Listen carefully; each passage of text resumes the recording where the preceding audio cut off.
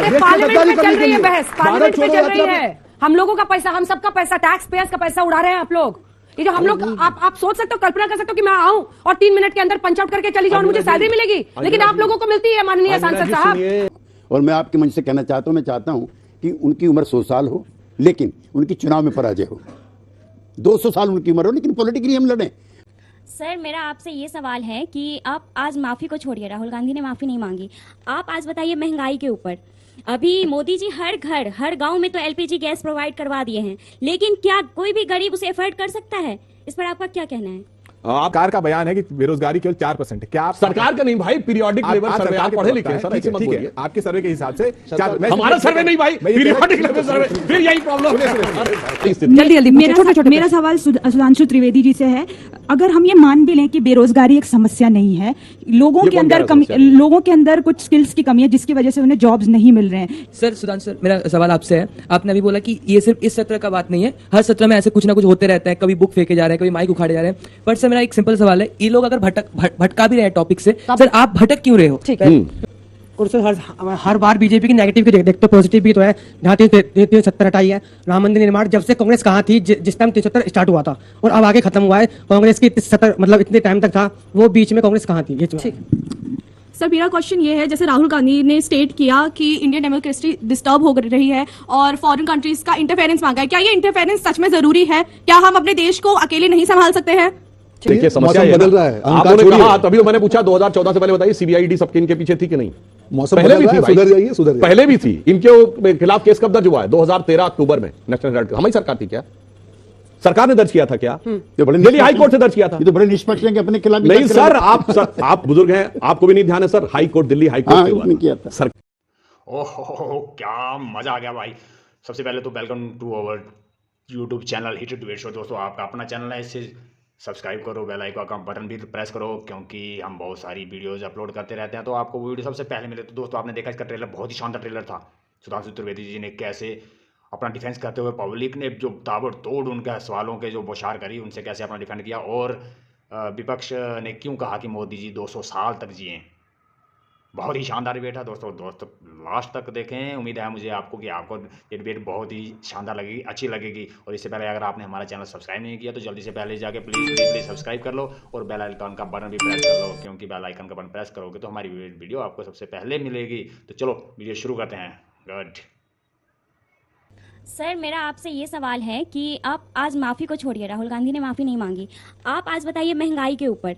अभी मोदी जी हर घर हर गांव में तो एलपीजी गैस प्रोवाइड करवा दिए हैं, लेकिन क्या कोई भी गरीब उसे अफोर्ड कर सकता है? इस पर आपका क्या कहना है? आपने महंगाई की बात कही, तो अभी जब राहुल गांधी जी का विषय है तो कांग्रेस तमाम होने का, इससे पूरा वर्ल्ड इंटीग्रेट हो चुका है, सारा ट्रेड एंड कॉमर्स से एक है, तो कौन सी फर्क पड़ गया अगर विदेश में जाके कुछ बोल दिया? तो मैं पूछना चाहता हूं, हाँ उसी पे आ रहा हूं, मैं इसी बिंदु पे आ रहा हूं। ये बताइए इस समय कोई एक देश बताइए जहां महंगाई दर भारत से अधिक हो, बताइए। आप लोग सब युवा छात्र हैं, G7 G20 में खोजिए, और विकास की दर भारत से कम हो। वर्ल्ड की ग्रोथ रेट है 2.9%, भारत की 6%। इस समय इस पूरे दौर में भारत सबसे बेहतर स्थिति में है महंगाई के दौर में। और इन्होंने अभी बोला था, मैं बेरोजगारी पर भी बोलता हूं, पीरियोडिक लेवल सर्वे का डाटा, मैं डाटा के साथ बोल रहा हूं, ऐसे हवा में नहीं जैसे लोग कभी कह देते हैं। उसका अभी का जो लेटेस्ट सर्वे है उसने कहा अब वो 4.1% पे आ गई है बेरोजगारी दर, जो 2018 के बाद सबसे कम है। यानी अब कोविड के दौर के बाद अब हम निकलना शुरू हो गए हैं, नॉर्मल होने की स्थिति की तरफ आ गए। छोटा सा जवाब। देखिए यहाँ पे करीब 200 लोग मैंने कहा, ये कहते हैं 4%। सरकार का बयान है कि बेरोजगारी केवल 4% है। क्या आप सरकार नहीं भाई, पीरियोडिक लेवल सर्वे, आप पढ़े लिखे हैं सर, ऐसे मत बोलिए। आपके सर्वे के हिसाब से हमारा सर्वे नहीं भाई, पीरियोडिक लेवल सर्वे, फिर यही प्रॉब्लम है। मैं ये कहना चाहता हूं, क्या आप, इनके कहने का मतलब ये है कि देश में 25 में से सिर्फ एक युवा बेरोजगार है?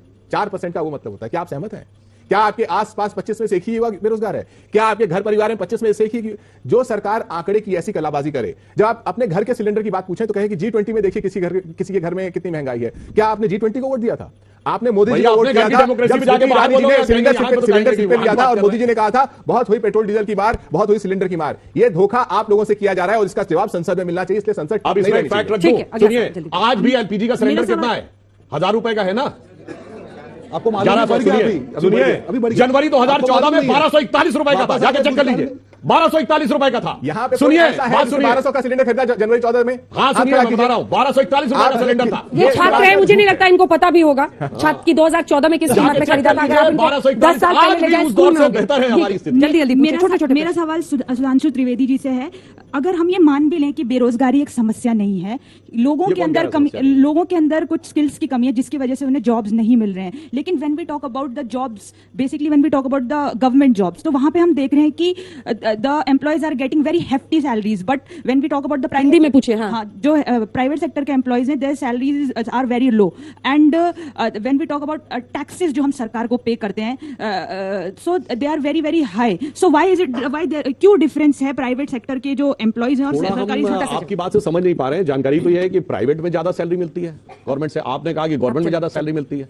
छोटे-छोटे इट्स सवाल। Relatively depends upon the job. Sir Sudhanshu sir, मेरा सवाल आपसे है, आपने अभी बोला कि ये सिर्फ इस सत्र का बात नहीं है, हर सत्र में ऐसे कुछ ना कुछ होते रहते हैं, कभी बुक फेंके जा रहे हैं, कभी माइक उखाड़े जा रहे हैं। पर सर मेरा एक सिंपल सवाल है, ये लोग अगर भटका भी रहे हैं टॉपिक से, सर आप भटक क्यों रहे हो? ठीक है, उसका जल्दी मेरा सवाल ये है कि अगर आपने कहा कि G20 में हम आ चुके हैं, हम उसके चेयरमैन बन चुके हैं, पर उसका क्या फायदा कि अगर जनता ही खुश नहीं है उस डेवलपमेंट से, तो उसका क्या मकसद है? और सर हर बार बीजेपी की नेगेटिव की देखते पॉजिटिव भी तो है।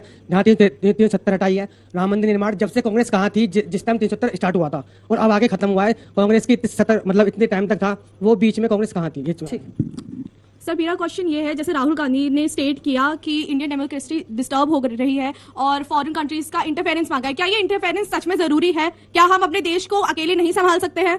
ठीक। मेरा बीजेपी से सवाल है, जितनी भी जनता यहाँ पे बैठी है, आज तक आपने जितनी भी स्कीम्स निकाली हैं, उस स्कीम्स का कौन से गरीब और कौन से मिडिल क्लास को फायदा हुआ है आज तक? ठीक है, छोटा सा। सर मेरा सवाल आपसे ये है कि कह रहे हैं कि महंगाई, बेरोजगारी और अडानी के मुद्दे से भटकाने के लिए आप सीबीआई ईडी कर रहे हैं। ठीक है, जवाब दीजिए। हाँ, जो सारे मौसम प्रश्न बदल रहा है, हाँ नहीं मौसम बदल रहा है, बिल्कुल उस बात का जवाब देते हैं। समझिए, देखिए समस्या मौसम ये बदल ना, रहा है, आपने कहा तभी तो मैंने पूछा 2014 से पहले बताइए सीबीआईडी सबके इनके पीछे थी कि नहीं? मौसम पहले बदल भी रहा है, थी, सुधर जाइए, सुधर जाइए। पहले भी थी। इनके खिलाफ केस कब दर्ज हुआ है? 2013 अक्टूबर में नेशनल हेराल्ड। हमारी सरकार थी क्या?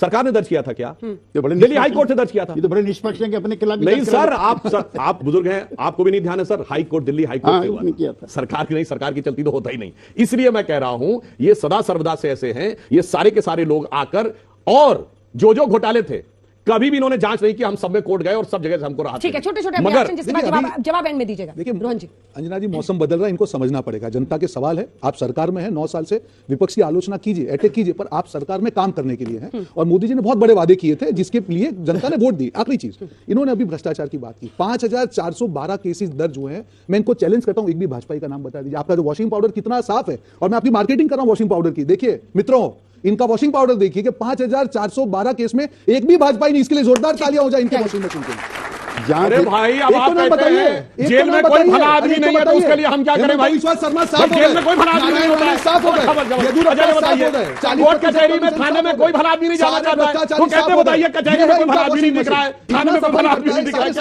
क्या कीजिए? कांग्रेस पार्टी के शासनकाल में भी ईडी, सीबीआई, इनकम टैक्स काम करती थी, और उस समय हम खरा बोल के मानेंगे आप? और हम और ये दोनों तीनों उसके शिकार थे। अच्छा है सर, दोनों घर में झांके हुआ है हाँ, अंदर से। तीनों एक दो तीन सब पता है। लेकिन भारतीय जनता पार्टी जो हमारी पुरानी मित्र पार्टी है, उसने इनके सारे रिकॉर्ड तोड़ दिए, सारे रिकॉर्ड तोड़ दिए। चुके कोई दल बचा नहीं है छोड़ के हमारे दल को, जिसके नेता पे डिस्प्रोपोर्शनेट मुकदमे ना दर्ज हो। बीजू जनता दल पे भी नहीं है सर। देखिए, जिसपे नहीं है तो नहीं है। देखिए, इस बार की संसद में जो 17वीं लोकसभा है, 100 से अधिक सांसद भारतीय जनता पार्टी के ऐसे हैं जिनके अपने एफिडेविट के हिसाब से उनके ऊपर आपराधिक मामले। क्या इन लोगों ने भजन कीर्तन किया था इसलिए आपराधिक मुकदमे हैं? क्या अभी भजन कीर्तन कर रहे हैं? चाहे वो जो गृह राज्य मंत्री हैं, उनके ऊपर किस तरह का ऐसे बड़े बड़े मंत्री बचकाना तर्क है। सुनिए, मर्डर का चार्ज, अटेम्प्ट टू मर्डर का चार्ज और राइटिंग के चार्ज लगे हुए हैं। तो सरकार को, अगर सरकार निष्पक्ष नहीं है, लेकिन पूरा बात कहूंगा, संसद चलनी चाहिए। ये सब बातें संसद में होनी चाहिए। संसद ठप है, यानी कि देश के लोकतंत्र को ठप करने की साजिश है। देखिए, ये जो आपराधिक मुकदमे की बात इतने भोलेपन से कह रहे हैं, बिल्कुल मैं कह रहा हूं, हाँ हमारे नेताओं पे है, एक भी नहीं। डॉक्टर जोशी और अडवाणी जी पे भी आपराधिक मुकदमा है, और अतीक अहमद पे भी आपराधिक मुकदमा है। दोनों बराबर है। अरे बेदर्दी मेरे बालम शबनम है, कभी शोले अंदर से बड़े, जालिम बाहर से बड़े बोल। अबे जल्दी बोल, कल सुबह पनवेल निकलना है।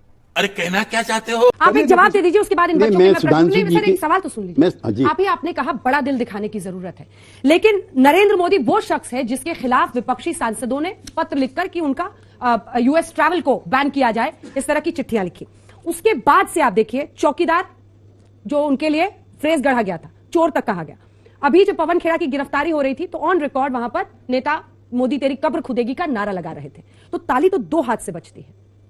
मेरी पार्टी ने, मेरे नेता ने आज तक, जब मैं आपके सामने खड़ा हूं, नरेंद्र मोदी जी के बारे में एक शब्द भी ऐसा नहीं कहा जो असंसदीय हो। और मैं आपके मंच से कहना चाहता हूं, मैं चाहता हूं कि उनकी उम्र 100 साल हो, बहुत तेज हो रहा है, लेकिन उनकी चुनाव में पराजय हो। 200 साल उनकी उम्र हो, लेकिन पॉलिटिकली हम लड़ें। मैं अपने मित्र सुधांशु जी की बात पे कहना चाहता हूं, जिन्होंने समाजवादियों का चित्रण किया है। डॉक्टर लोहिया, जॉर्ज फर्नांडिस और नीतीश कुमार को आपके नेता नरेंद्र मोदी जी ने कहा कि देश में इनसे बढ़िया कोई समाजवादी नेता नहीं है, तो सारे समाजवादियों को एक थैली में मत रखिए। लंबे समय तक हमने अपने काम किया है जॉर्ज फर्नांडिस पर, नीतीश कुमार पर, और इनकी सरकार में भी और इनकी सरकार में भी नीतीश कुमार पे चवन्नी की चोरी का इल्जाम नहीं है। अकेला नेता है जो 17-18 साल तक देश का मुख्यमंत्री रहा है, लेकिन किसी के चंगुल में नहीं फंसा। लिहाजा सारे समाजवादी मतलब बाकी चंगुल में फंस रहे हैं क्या? ये तो आरोप तो लगी रहे सब पे। और एक चीज और बोल दूं, सुनिए, आरोप तो लगी रहे। मतलब सिर्फ नीतीश कुमार ही पाक हाँ साफ है? बिल्कुल, नीतीश कुमार पर आज तक कोई आरोप नहीं लगा। मतलब बाकियों की तरफ आप उंगली उठा रहे हैं? इनको नहीं कह रहा हूँ। इन्होंने जो कहा समाजवादियों के बारे में, मैं उसका जवाब, मतलब एजेंसियां सही काम कर एंड रही आई एम हैं। Proud of to be a socialist. अरे पार्लियामेंट में चल रही है बहस, पार्लियामेंट में चल रही है। हम लोगों का पैसा, हम सबका पैसा, टैक्स पेयर्स का पैसा उड़ा रहे हैं आप लोग। ये जो हम लोग, आप सोच सकते हो, कल्पना कर सकते हो कि मैं आऊं और 3 मिनट के अंदर पंच आउट करके चली जाऊं और मुझे सैलरी मिलेगी, लेकिन आप लोगों को मिलती है माननीय सांसद साहब, आप लोगों को मिलती है। अंजना जी आपने बड़ी अच्छी बात कही। हम लोग कल्पना नहीं कर सकते कि 2 मिनट की नौकरी करें और घर चले जाएं। मूल मुद्दा जानते क्या है? मूल मुद्दा यह है कि टैक्स पेयर का पैसा सत्ता में रह के जिन्होंने उड़ाकर करोड़ों रुपए बना लिए हैं, वो सारे के सारे मौसेरे भाई मिलके एक हो गए हैं और टेंशन डाइवर्ट करने के लिए सारा बवाल कर रहे हैं। अन्यथा एक सीरियस बात कह दूं अंजना जी, एक लाइन, ये जितने दल हैं इनमें से कोई अपना नाम बताए जिसपे 2014 से पहले कभी कोई मुकदमा न चला हो भ्रष्टाचार। चुनौती से पूछता हूं। Janata Dal United, sir Janata Dal United तो हमारे साथ था 2014 में। डालिए अपने अनुभवी आंखों से, कैसे समझे इसे? देश की संसद क्यों नहीं चल रही है? मेरे बाद की पीढ़ी के सारे नौजवान यहां पर मौजूद हैं। मैं इनकी जानकारी बढ़ाना चाहता हूं और मैं चाहता हूं ये ऐसे ही बने। इनकी भी पहली पार्टी और उनकी भी पहली पार्टी कैसी थी, मैं इन बच्चों के सामने एक उदाहरण देना चाहता हूं। मैं नवी लोकसभा में आया था जिसमें राजीव गांधी भी थे, और राजीव गांधी जी की माता जी का जो हत्यारा था उसकी भी पत्नी थी, और आसपास बैठते थे। ऐसी भी लोकसभा थी। मेरे बाद 1991 की लोकसभा आई। उस समय पाकिस्तान के जो विदेश मंत्री थे उन्होंने यूएनओ में हल्ला मचाया कि कश्मीर में ह्यूमन राइट्स जो है खत्म हो रहे हैं, और किसी तरह से पता नहीं किन्हीं वजह से मामला चला गया जेनेवा में ह्यूमन राइट्स कमेटी की बैठक 95 में, ठीक है। तो ऐसा लगा, नरसिंह राव जी उस समय प्रधानमंत्री थे, उनकी उदारता थी कि उन्होंने अपना भारत का पक्ष मजबूत करने के लिए अटल बिहारी वाजपेयी उसमें जोड़े, फारूक अब्दुल्ला उसमें जोड़े, और जो और अधिकारी थे वो सब जोड़े। अटल बिहारी वाजपेयी और भारतीय जनता पार्टी की राय कांग्रेस के नेताओं से भिन्न हुआ करती थी कश्मीर के मामले को लेकर के। जब वहां के विदेश मंत्री ने अटल बिहारी वाजपेयी को देखा तो ताज्जुब में हो गया कि महाराज आप यहां कैसे? उसने कहा हम वहां लड़ते हैं लेकिन यहां एक रहते हैं। कश्मीर के सवाल पर समूचा भारत एक है, नंबर 1। नंबर 2, ये आपके लिए है मेरे मित्र, मेरे पुराने मित्र। उस समय हाँ पता नहीं फिर कब, हाँ नहीं ठीक, अभी तो इद्दत की मियाद खत्म नहीं हुई है, तलाक हुआ है। हाँ। आप चिंता मत कीजिए। आपकी पार्टी का तो अब यही कहानी है। हम तो भाई सबके लाड में, हम सबके लाड में, इनके भी इसमें क्या दिक्कत है? और आपके भी खैर। फिर वोटिंग होती है। हाँ। फिर वोटिंग होती है। सुनने लायक बात यह है, और मैं सुधांशु जी आपको बताना चाहता हूँ, हमारे जो उपराष्ट्रपति थे उन्होंने मुझको राज्यसभा में बताया, वो भी इस मीटिंग में थे, लगता था कि सारे मुस्लिम कंट्री भारत के खिलाफ वोट करेंगे, लेकिन भारत के सरकारों की उस समय की जो विदेश नीति थी वो ऐसी थी कि ईरान और इराक को भी भारत के साथ वोट करना पड़ा। ऐसा भारत था, ऐसी पार्टी थी। तो मैं चाहता हूं पुराना युग दोबारा लौटना चाहिए। ऐसी भी नफरत ना हो, मतभेद हो, मनभेद ना हो। और उस समय अटल बिहारी वाजपेयी जैसा नेता था, उस समय नरसिंह राव थे, एंड अबोल जवाहरलाल नेहरू, जिनकी मृत्यु पर अटल बिहारी वाजपेयी बोलते हैं प्रकाश खत्म हो गया है, रोशनी दिखाने वाला कोई नहीं बचा। अब तो हम मृत्यु की इच्छा रखते हैं विरोधी दल के नेताओं के बारे में। लिहाजा ये जो प्रेजेंट क्राइसिस है ये 2024 के लिए है। वो जो अपने इंदौरी थे, राहत इंदौरी, वो एक शेर पढ़ा करते थे बच्चों कि सीमा पर बहुत तनाव है, लगता है फिर कोई चुनाव है। तो पार्लियामेंट में बहुत तनाव है, लगता है फिर कोई चुनाव है। तो 2024 का चुनाव है, ये मामला जस का तस रहेगा। मैं एक लाइन ऐड कर दूं त्यागी जी ने जो बोला, देखिए जो 95 का इन्होंने उल्लेख किया है, आप जाके चेक कर लीजिएगा। पाकिस्तान की प्राइम मिनिस्टर बेनजीर भुट्टो ने पाकिस्तान के नेशनल असेंबली में बोला, कितना आश्चर्य है कि भारत का लीडर ऑफ द अपोजिशन आके गवर्नमेंट के फेवर में आके बोलता है। और अटल जी ने सारा क्रेडिट भी दिया था नरसिम्हा राव सरकार को, लौट के आके विरोध किया था। हमने क्रेडिट के भी चक्कर में नहीं पड़े। और आज स्थिति क्या हो गई कि राहुल गांधी जी का स्टेटमेंट पाकिस्तान यूएन में कोट करता है। भारत मैं भी कहना चाहता हूं, कितना भारी अंतर। मैं भी कहना चाहता हूं, ये उस समय की उदारता थी नरसिम्हा राव की, जिन्होंने नेता बना करके अटल बिहारी वाजपेयी को वहां पर भेजा था भारत का पक्ष रखने के लिए। आप क्या कर सकते हैं ऐसा? नहीं सर, विश्वास तो था कि भारत का पक्ष रखेंगे। यहां तो बगैर नेता बने क्या क्या कर रहे हैं, रायता फैला रहे बाहर जाके। आप सर क्या बात कर रहे हैं? आपको हमारी वीडियो पसंद आई ना, मुझे पहले ही पता था दोस्तों कि आपको हमारी वीडियो बहुत ही ज़्यादा पसंद आएगी। तो अगर आपको हमारी वीडियो बहुत ज़्यादा पसंद आई, अगर आपने एंजॉय किया, अगर आपने डिबेट्स में मज़ा लिया, तो दोस्तों मुझे कुछ नहीं चाहिए, मुझे सिर्फ चाहिए आपके लाइक्स और शेयर और कमेंट्स। हाँ, मुझे लाइक और शेयर और कमेंट्स चाहिए, इसके अलावा मुझे आपसे कुछ नहीं चाहिए। 1 रुपया नहीं चाहिए, कोई पैसे नहीं चाहिए, कुछ नहीं चाहिए। आपने लाइक करो, मेरे वीडियो को ज़्यादा शेयर करो, चैनल्स को भी कर दो शेयर, तो बहुत ही बढ़िया हो जाएगी, ये तो सोने पे सुहागा हो जाएगा। और उसके साथ साथ क्या करो, कमेंट्स करो, अपने प्यारे प्यारे कमेंट्स मुझे ज़रूर करना, please please please please please please. और हमारे चैनल्स को अगर अभी तक भी आपने हमारे चैनल को सब्सक्राइब नहीं किया, अगर आप पहले व्यूअर्स हैं हमारे, मतलब कि फर्स्ट बार हमारी वीडियोज़ को देख रहे हैं, तो जल्दी से जाके हमारे चैनल को सब्सक्राइब भी कर लो और बेल आइकन का बटन दबाना बिल्कुल ना भूलें। चलो अगली वीडियो तक के लिए सत श्री अकाल, गुड बाय, जय श्री राम।